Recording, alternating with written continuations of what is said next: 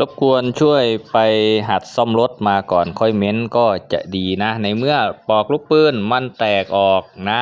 เม็ดลูกปืนเนี่ยมันหายไปหมดแล้วปลอกนอกกับปลอกในมันแยกชิ้นส่วนกันอย่างที่ทุกท่านได้เห็น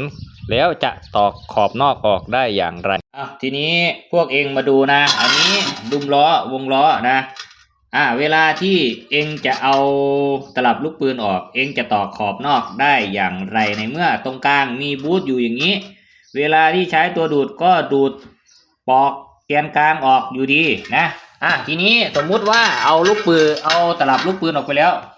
เองเห็นไหมตรงนี้มันเป็นบ่าบังคับลูกปืนบ่าตรงเนี้ยลูกปืนขอบนอกมันไปนั่งเองจะเอาสอดเอาลูกบล็อกหรือว่าเอาอะไรเอาไขควงเอาสกัดมาต่อขอบนอกเองมีความสามารถเองก็มาต่อให้ข้าหน่อยเถอะอย่าดีแต่เม้นไปหัดซ่อมรถก่อนไอ้น้อง